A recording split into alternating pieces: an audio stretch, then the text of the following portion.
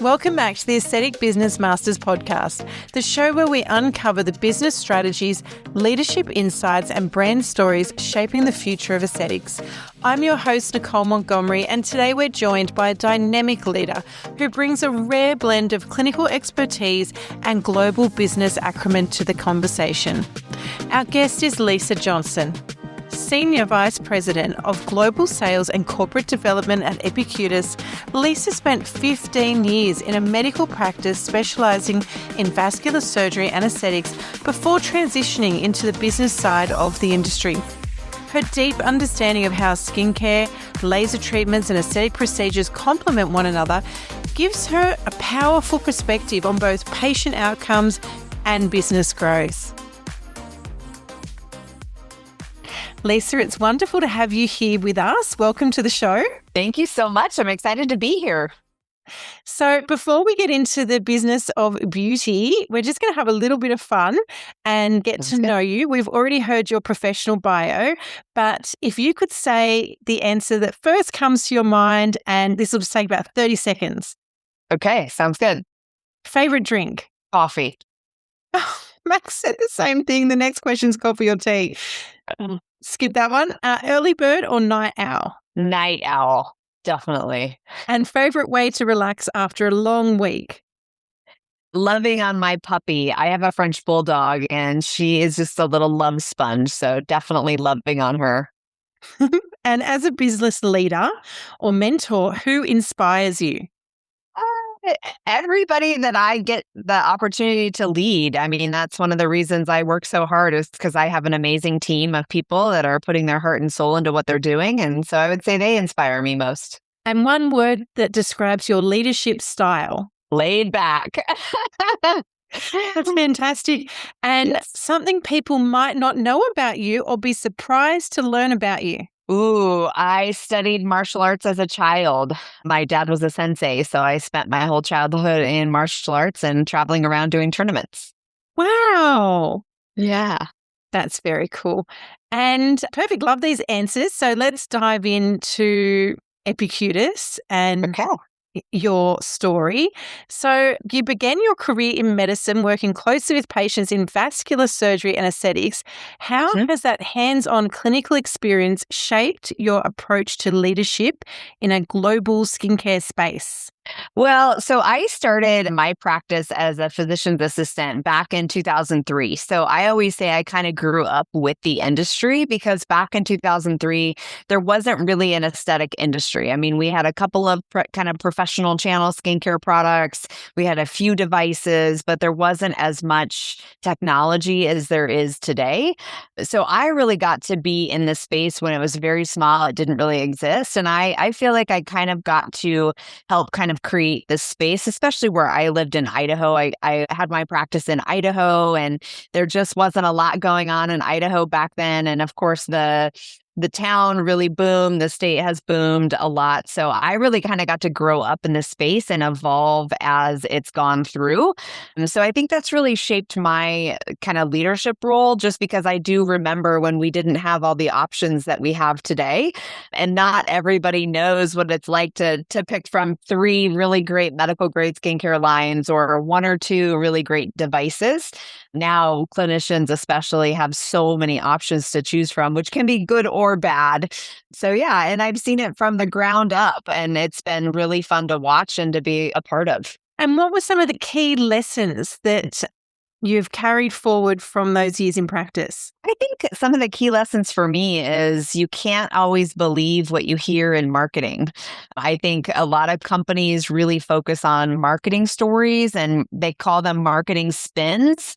And that just really means how do we say the best things or points about maybe a brand or a device or even a doctor. I mean, there's so much marketing even going on in the medical field as a whole. And, you know, I would oftentimes have patients bring me coupons for their medical care. And I just thought, wow, you are trusting, marketing companies. And it's really been so marketing driven. So I think some of the lessons I've learned is not to believe everything that you hear. And you really have to do your own deep diving and make your own decisions, because companies are really out to make money, and that means marketing to you in a certain way. And so I've learned a lot about taking a deep dive and doing my own research when it comes to anything for my medical career and for my patients, but also just in life in general. You can't always believe what you hear. That's so true. And you've helped shape Epicutis into what you call a science-first luxury brand. Mhm. What does that mean in practice, and why has it resonated so strongly in the aesthetics market? Yeah, so there's been a lot of products to hit the market, especially for us as clinicians that are kind of quote unquote clean. And really for us as clinicians, clean products just really means that they're not very effective, right? They're not very active. And then there's been a lot of active, really science-driven products that maybe aren't very safe. Right. And you're kind of sacrificing some safety for maybe a short-term gain.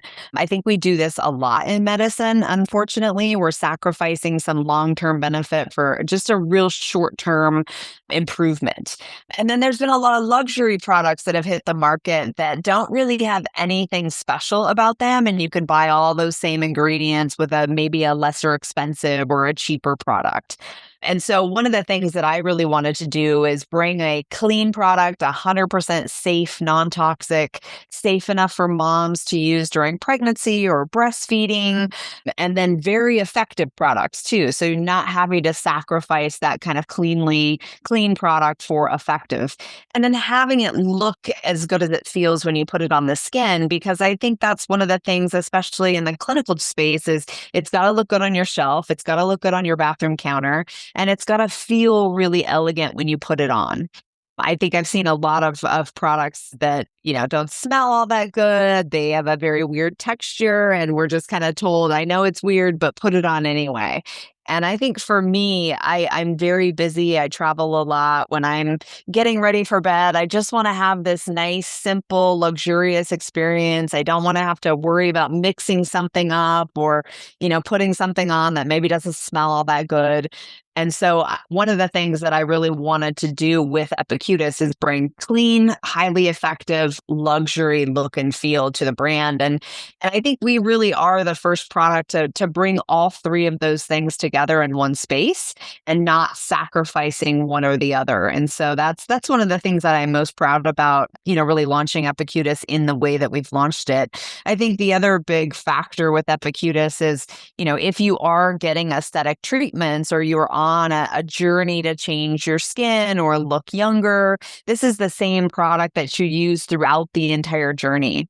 And for me as a clinician, it was always difficult for my patients to, understand, when do I stop this and when can I start this again? And how long do I have to use this post-care product? So I think another piece of luxury, especially in the experience, is having the same product throughout the journey to support if you are doing procedures or if you're just, wanting a good, highly effective product on a daily use. It is very rare to see a brand with such scientific rigor and, this being, I guess, a biotech company and this high level of science backing be so beautiful and so elegant.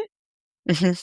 Yeah. And what most people don't realize is, when you buy something luxury, you want every single aspect to be luxury, right? Max always says you don't want to buy a Mercedes and realize it has a Toyota engine, right? And I think that's often missed, especially in skincare, is we have this luxury packaging, but what's inside, there's nothing really that special about it. And so every single piece of every formula that goes into any of the Epicutis products is luxury. It is top quality. And so that's what makes it very different. It doesn't look good, but when you can buy great furniture that looks amazing, but when you sit on it, you can tell it's very cheap quality, right? And you could pay a lot of money for that piece of furniture and not realize it until you get it home to actually use it. And so that's one of the things that really sets Epicutis apart is, that luxury in every single aspect. And you can really tell when you try the product, when you feel the formula, you go, how can this feel amazing when there's only 8 ingredients, for example, in our lipid serum? And we really are able to do that because of Masanori Tamura. He's our formulator. I'm sure Max talked about him as well. He's really a legend in the space and really one of the godfathers behind using hyaluronic acid in products.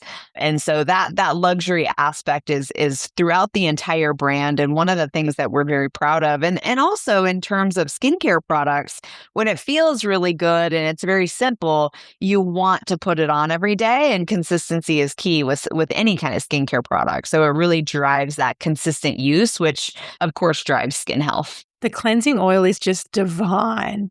Yeah.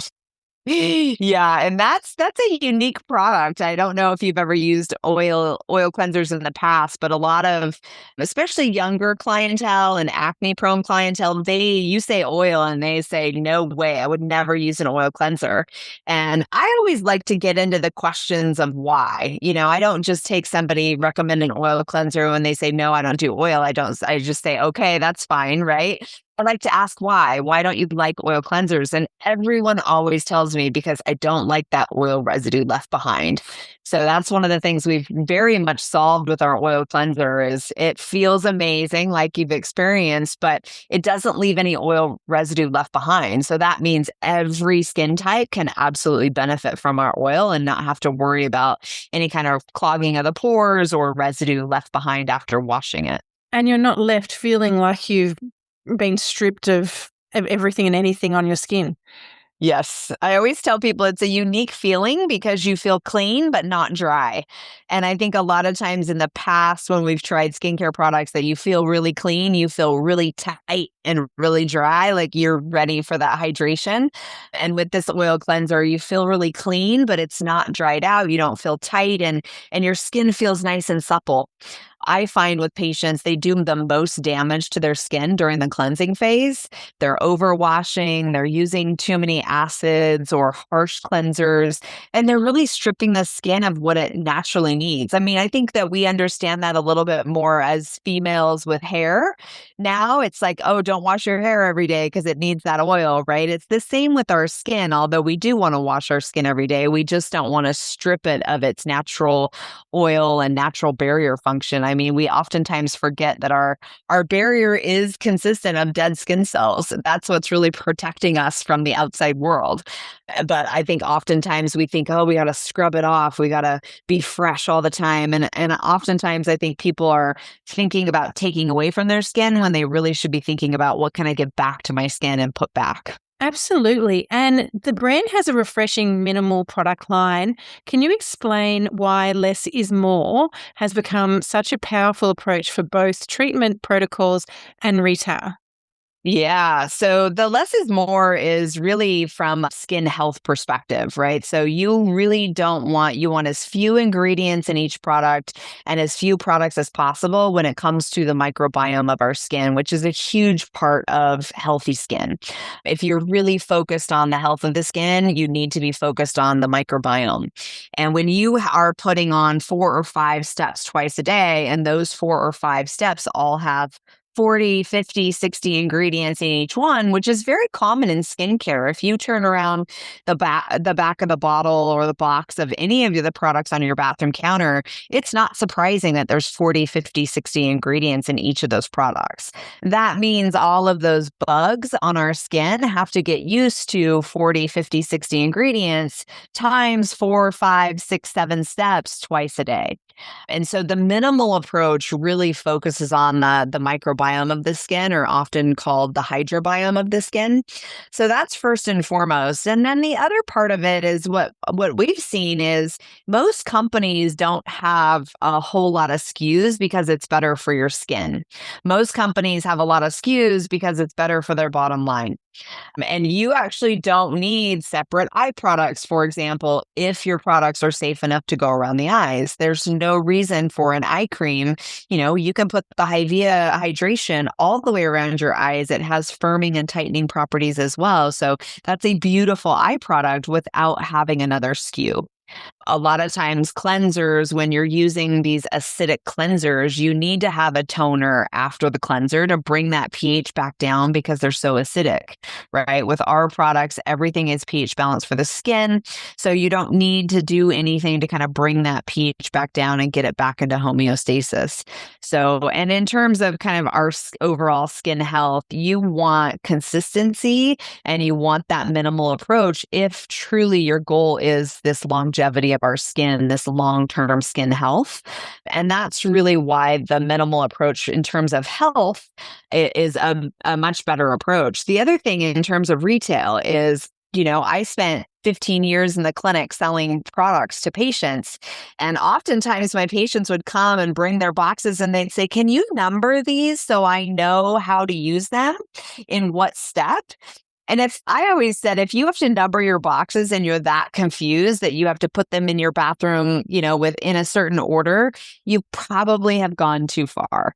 And so we find that with few products, because they're so multifunctional, it drives that consistency. And again, coming back to it, I say it over and over that consistency is key when it comes to skin health. It's very similar to your belly, right? When you start traveling or you eat a different diet for the microbiome of the belly, gets all out of whack. And even just sleeping at different times can really disrupt your microbiome. So that consistency is really what you want if you're thinking about driving kind of that long-term skin health. Definitely. And Epicutis has gained strong traction amongst surgeons, dermatologists globally. And what trends are you seeing in post-procedure skincare and inflammation management that clinics should take note of here? Yeah. So in terms of post-procedure, we are starting to understand as clinicians that when we are compromising the barrier of the skin, every product absorbs at a much higher rate. So when we've just microneedled, everything that you put on that microneedled skin is absorbing and eventually getting into the bloodstream, right? So it's very important that no matter what you put on the skin post-procedurally is absolutely clean and effective. When I started my practice back in 2003, all we had post-procedurally that was quote unquote safe was Aquaphor, or kind of a purified Vaseline. And what we found was patients didn't want to use that long term. Their whole goal was, how do I stop this greasy Vaseline as quickly as possible in terms of post-procedure care? And so one of the things that I think has really helped us gain traction in that post-procedure repair is, number one, it feels really good. It's very calming for the skin. And number two, that's the instance we know we're going to have inflammation. And when you put the masks, especially the lipid recovery masks on the skin, you'll actually see a demarcation on the jawline where the mask starts and stops. And for us as clinicians, we need to see that immediate repair in order to believe in things. A lot of times we need to see that instant result, right? And a lot of patients are that way as well. They want to see that instant result. We all want something really quickly, right? That's how we know it's good for us. That's how we know our money is well spent, as we see that instant result. So post-procedurally, when you can calm that redness down almost immediately within about 10 to 15 minutes, and that redness doesn't come back, that's really a big win. And that's really what's been driving our post-procedure care, is because clinicians and patients alike, they're seeing it on their skin. They're seeing their skin change in 10 to 15 minutes. And then, over the next couple of days, if you've done the neck and the face and you're only using the face mask, that's one of the things that really drove us to create our neck and décolleté mask as well, because people were doing the full face, neck, and décolleté, but we only had face masks. And literally over the next couple of days, their face would heal within 2 to 3 days and their neck would be red for 5 days. So when people can see that, I think that really drives compliance as well. And then, of course, anytime you have a treatment, whether it's plastic surgery or even just a light microneedling or a full ablation, your skin's on fire. So for us as clinicians, we have to arm patients with some home defense. Because for me as a clinician, when I would do a treatment on somebody and I wouldn't send them home with anything but Aquaphor, they would go home, their skin would be on fire. So they would open up their bathroom counter and feel like, oh, that's clean. I can put that on. They would put it on. And then they would call me the next day and say, my skin was on fire. I put XYZ on and now it's worse. So I think for us as clinicians, we have this duty to arm people with this home defense. You now have something that if your skin feels uncomfortable or itchy or dry after your treatment, you can absolutely put this on and it will make you feel better. And we know that if we can make patients feel better, they're happier, they're telling their friends and family about it. If you let them leave, and I always say, especially men, if you let them leave your office and their skin's on fire, there's no chance they're coming back. So especially men with this lipid recovery mask, absolutely important to send them home with at least a box of 5 because they're putting it on every day. They're reducing downtime and they feel better.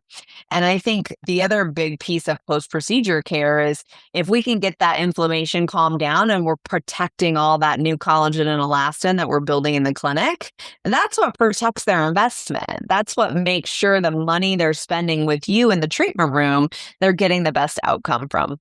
And I think that's what's really given us that much traction in the post-procedure world with dermatologists, plastic surgeons, nurse practitioners, anybody that's treating skin in a minimally invasive, even up to a full surgical experience. And that's incredible, especially with full ablative, fractional procedures. Mm-hmm. Yeah.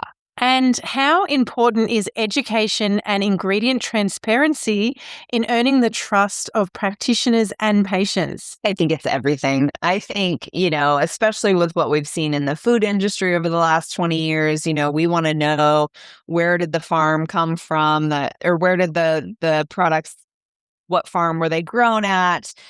We want to know what's going into our body. And I think especially post the pandemic, we're getting smarter, we're getting more educated.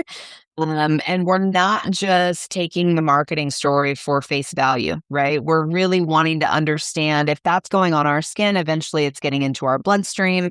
And we want to know, we deserve to know where those ingredients come from. And I think one of the things that we're trying to do is force other companies to be more transparent, because if we do it, then other companies are going to have to start telling you where they're buying their ingredients, what makes them different, what's the purity level of the ingredient. I think we're also we take a very different approach because we are a biotech company. So we use the same standards for drug development as we develop our cosmetic products with. We don't think about our cosmetic products in a different way than we think about drugs, because not everyone has complete intact skin. So everything eventually is going to get into the bloodstream and it has to be absolutely safe. And that's really, that's the beauty of being a biotech company and using the same tools of drug development to make all of our cosmetic products with. So I think transparency in ingredients is absolutely the next kind of generation of skincare. And I think patients and clinicians alike deserve to know what they're putting on their skin. And for me as a clinician, even though I'm not a doctor, I always think about, we all take this oath of do no harm. And if you don't know every aspect about what's going in that bottle, then you are running that risk of doing harm to your patients. And I think the other big piece of this is, back when I started my practice in 2003, nobody had sensitive skin. You definitely didn't go to a restaurant and get asked the first question before you even sit down, any food allergies, right? I think we're all getting more sensitized to all of the chemicals that we've been exposed to. And you're never going to be able to escape chemicals being exposed to you, right? So you have to limit those when at all possible. And your skincare products are absolutely a place that you can limit exposure if you're working with the right company.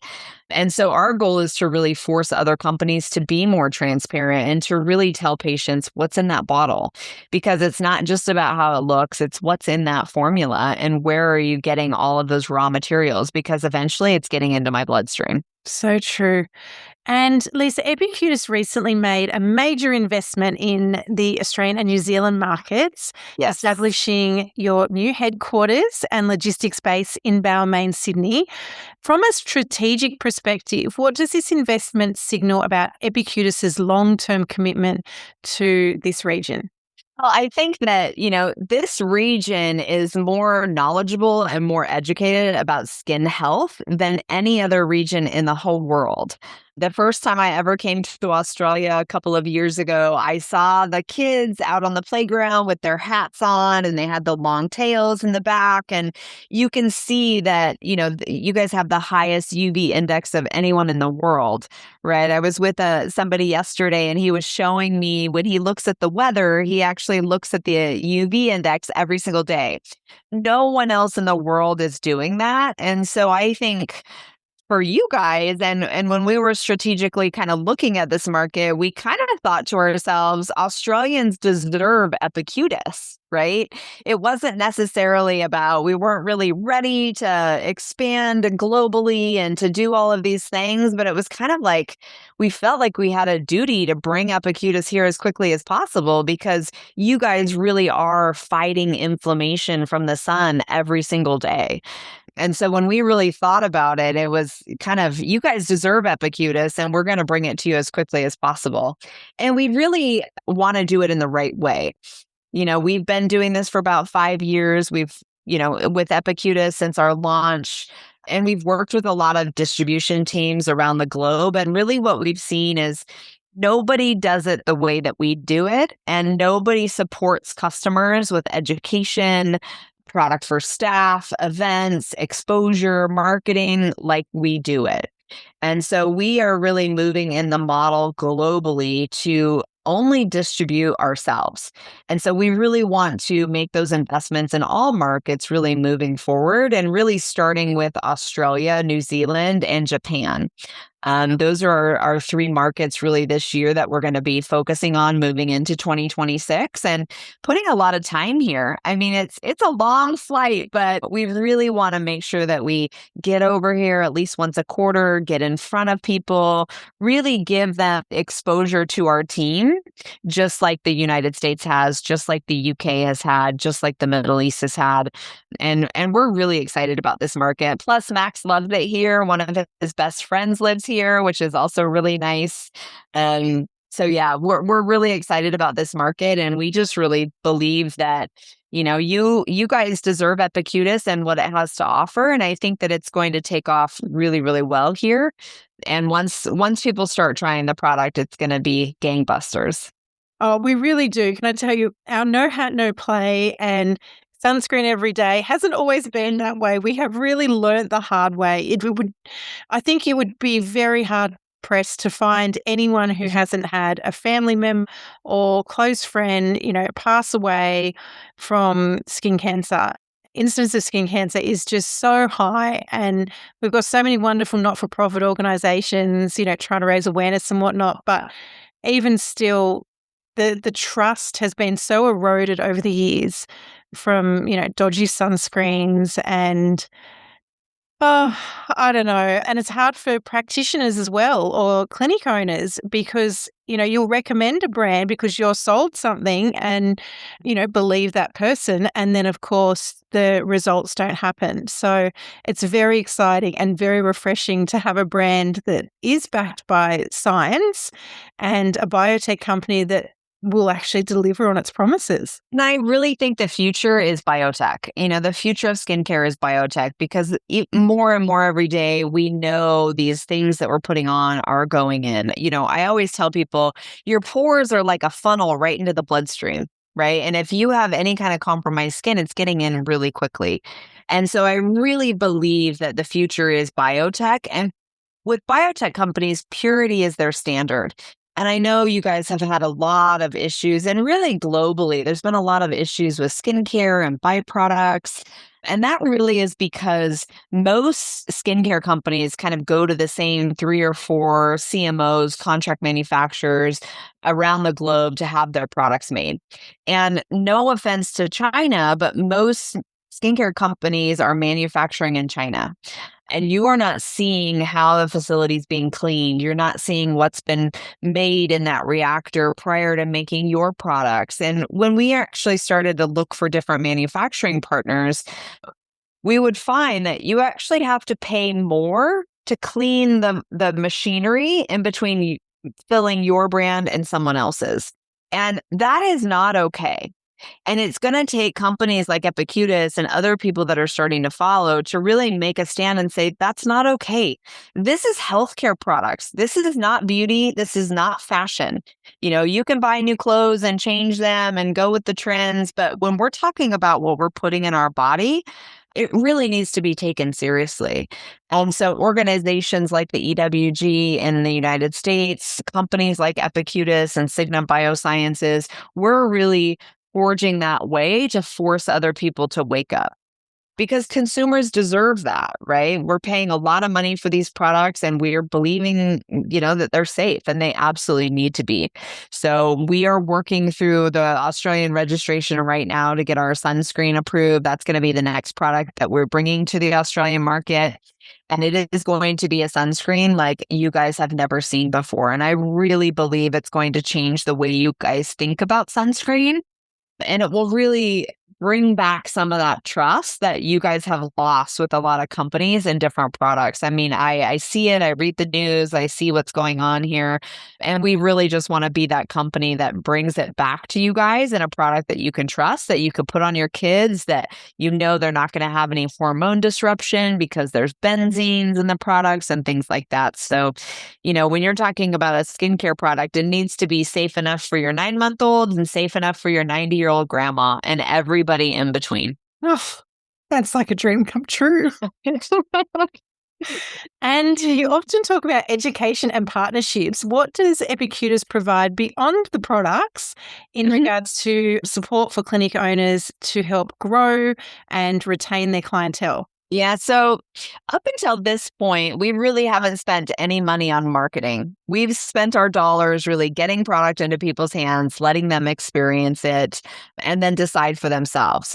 So moving into 2026, our big focus is marketing, not in the way that most companies market, but more in the way of building a portal for clinicians to be able to log in and get education around the science, around the active ingredients, around where we buy our ingredients from, and all of the above.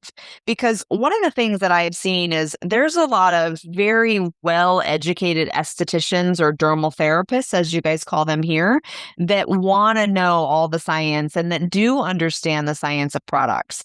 There's a lot of people that don't want to know every little tiny thing about the science, but they're more interested in the protocols or how to use them with their clients. We're never going to be able to have enough people on the ground to give every single person that customized education, although that's what we go for. We know that it's not ever going to happen. You're not ever going to have a single Epicutis person that's going to be able to go and train every staff member every time you have turnover, be able to get into your door as a clinician. So our big push for next year, we just launched a new website this week, actually.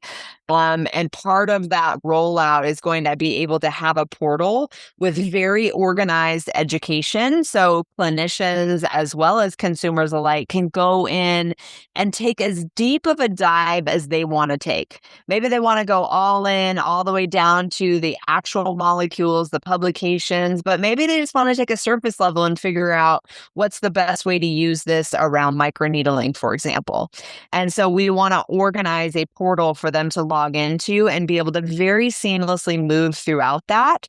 And it, again, in terms of full transparency on our new website that we just launched this week, you can see every single place we buy our active ingredients from, every ingredient within the formulation. You can see where those have come from. So continuing that full transparency pathway in everything that we're doing. So that's kind of the next great thing that you're going to get with Epicutis. The other thing, obviously, in the Australian market, we're committed to hiring staff here, enough staff to be able to support the current accounts that we have, as well as to be with us as we grow. So we will have educators, we'll have salespeople, and we'll have people to be able to support events so that we can help you guys as clinicians really get it out to your to your patients to share in your clinic.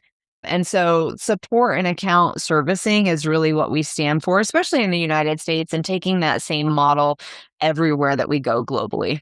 That is so exciting for clinic owners here in Australia. And what does an ideal, and New Zealand, I should say, what does an ideal Epicutis partnership look like? The other big thing that I will say about our partnerships is we are committed to clinics. We're committed to the clinician. We are not committed to direct to consumer. We're never going to be a direct to consumer company. We're never going to drive sales just online. We're always going to drive sales back into the clinic. So an ideal partner is a clinic owner that is seeing patients in their practice, that's committed to innovation, giving them the best treatment for their skin. And we, in exchange, are committed to driving traffic into your business. So in the United States, and we're working on building the same thing here in Australia, every single sale that happens, even on the epicutis.com website, we give a percentage of that sale back to clinics. We also ask the consumer when they buy it online, maybe a consumer sees our social media or they see an influencer that posted about the product, they go to epicutis.com and purchase it. We give a percentage of every single sale back to our clinics to really help with, making sure that we're committed to driving sales through them. The other thing that we have, and we are going to be doing the same thing here in Australia and New Zealand, is we're asking them, would you like to have a consult by one of our experts? So we are going to be driving new patients that haven't been into your clinic, or at least having a phone call with you so that they can learn more about Epicutis. But at that time, you can share with them more about what you're doing in clinic. Maybe you have a Botox special or a microneedling special for the month. That gives you an opportunity to share your clinic with a brand new patient that actually came through our website. So that's what partnering with Epicutis means, is really everything that we do is around clinics, because I'm a clinician at heart. I'll always be a clinician at heart, even though I'm growing the sales and marketing team here at Epicutis. It really revolves around you guys as clinicians and how do we help you build revenue into your practice. The other big differentiator that we do is we give you a higher margin than anybody else in the skincare industry, because we also believe that you should be making money on skincare, not just having it because you think you need to have it in your clinic. We really want it to be a revenue generator for you, not only just as a standalone, but helping you drive more procedures. Because most clinic owners actually make more of their money on procedures, not necessarily skincare. So we're going to teach you how to use the skincare to sell more treatments. And that's really what partnering with us looks like. And it really means being a business partner to you and helping you grow your business, whatever that looks like in your vision. Very exciting. And what advice would you give aspiring female leaders in aesthetics who want to set up a clinic or step into a global leadership or executive role? The advice that I would give is talk to other people that you look up to. I find that anybody that comes to me that has an idea or wants to learn, I want to help. I think women especially, our nature is we want to help. And a lot of times people are scared to reach out to somebody because they think, oh, they must be so busy, right? I get a lot of messages every day that's like, oh, I'm sorry to bother you. But it's in our heart to help each other. And I think women especially, we want to lift each other up. So I would say my advice is to reach out to those people, find those people that you look up to, send them messages, do it over and over and over. Even if the first one goes unanswered, be persistent, because people in my role, people above me, below my role, whatever it may be, we want to help and we really want to see people succeed. I think especially women, we don't want to tear each other down. We know all boats rise with the tide. And I think women especially, we want to lock arms and help each other grow. And so I would say my advice is just reach out, just send that message, send that email, connect on LinkedIn, on social media. Do not be afraid and don't ever think that you're bothering somebody, because we all have nuggets to share and we all have things to learn. So I can learn from you just as much as you can learn from me, and keeping that in mind, I think is very important. That's very encouraging and positive and wonderful. And as Epicutis deepens its roots in Australia, what excites you most about this next chapter? Coming over to Australia more frequently. Yeah, no, we're excited. The other thing that, we've decided is because we'll have an office in the United States, one in Japan and one in Australia, we're just going to kind of continue this circuit. And I'm excited to meet more clinicians here and to really figure out how we can help the kind of business of dermal therapists grow. I have a lot of ideas, obviously, from the United States and things that we can help you guys implement, but really excited to watch this market grow. In the United States, the solo esthetician market is just absolutely booming. And we want to offer the same luxury skincare products that dermatologists have access to those solo dermal clinicians that are just out there busting their butts, getting one client at a time, doing one facial at a time. We want to be able to help you grow just like those big clinics have. Maybe you don't have a lot of capital, but you have the drive to do that. So we really want to help the market in general grow. And I'm just excited to meet our clinicians here in Australia and really get to know you guys, because I'm sure we have a lot to learn from you as well.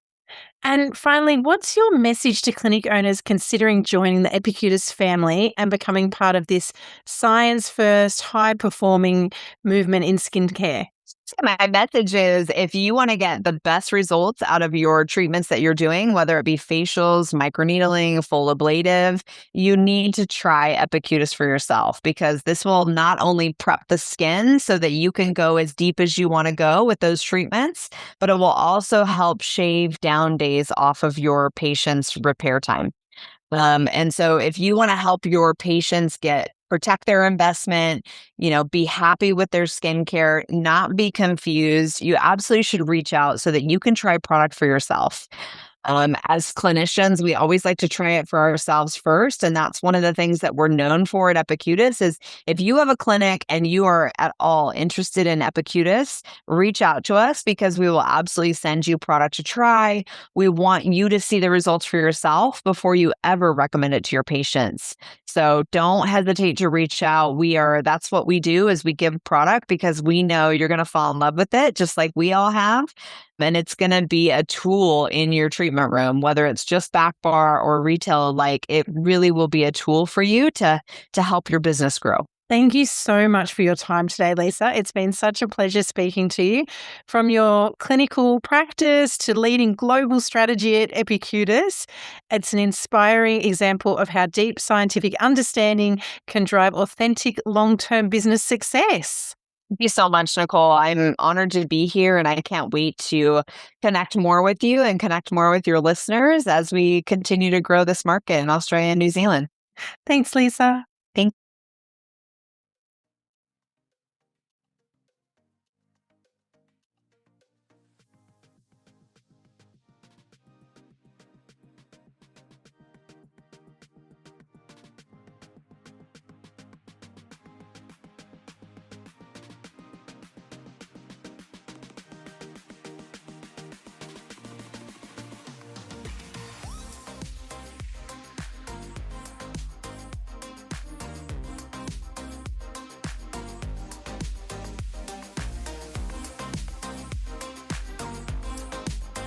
It's been such a pleasure speaking with you. Your journey from clinical practice to leading global strategy at Epicutis is an inspiring example of how deep scientific understanding can drive authentic long-term business success.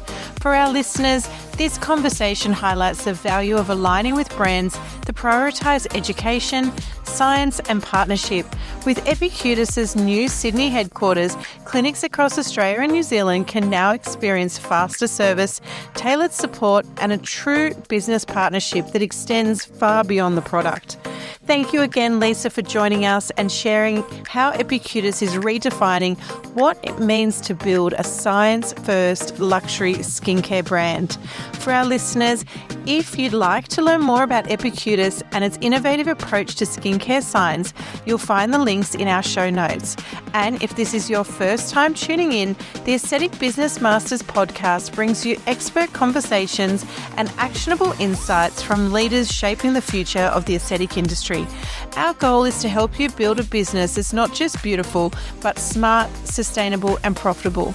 Don't forget to subscribe on your favorite platform, Apple Podcasts, Spotify, YouTube, Amazon, iHeartRadio, or Podbean. If you found value in today's conversation, please take a moment to leave us a review. It really helps us to continue to bring you more stories from leaders just like Lisa. I'm Nicole Montgomery, and this is the Aesthetic Business Masters podcast, where business meets beauty and strategy meets success. See you next time.